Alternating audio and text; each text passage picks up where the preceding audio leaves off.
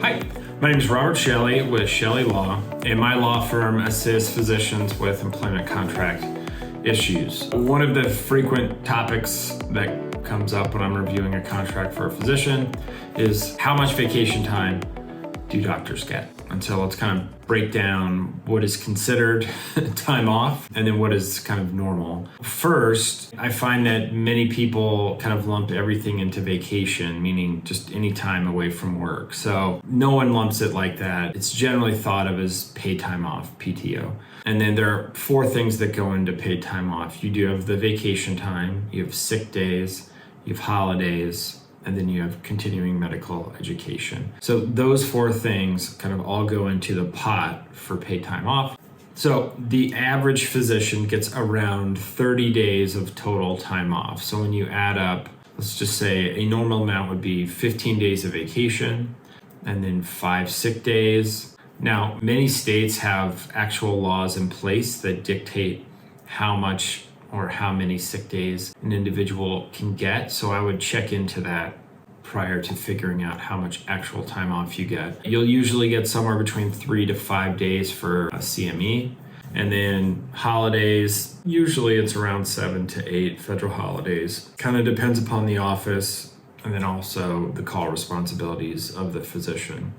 Now, this is specialty dependent. So when I say the average amount, I'm just taking like literally the average amount across all specialties is around 30 days. If you're getting less than that, it's probably not enough. And certainly if you're getting 20 days, that's well below average if you add up everything. Now, there are some specialties that get a significant amount more than 30 days. Radiology, anesthesiology, for whatever reason, tend to get much more. Obviously, if you're doing shift work, so if you're in the ED, if you're a hospitalist, many of you won't get any time off. So if you're 7 on, 7 off, your time off is the week that you have off and you're not going to get any additional paid time off. However, I have seen recently, which I've never seen before, a few hospitalist jobs that are offering paid time off in addition to the time off that they get, which I think is abnormal, but obviously great for the hospitalist. So what do you do if you're kind of being offered kind of a substandard amount of time off? First, you need to go to them and say, look, the industry averages are these, and you're giving me this, and it's not enough. You also have to take into account, as I said before, what your call responsibilities and expectations are. If you're on call for 75% of the holidays, well, that's not a true time off. Do you get the day off after you take call?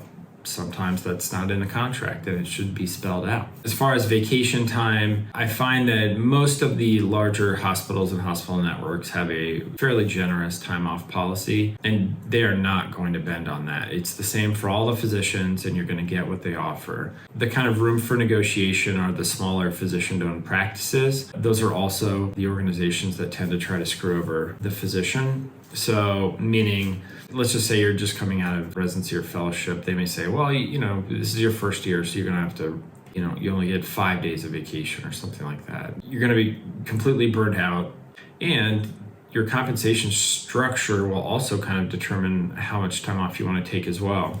If you're on an income guarantee, say you're making $250 a year, it has no productivity incentives tied to it at all.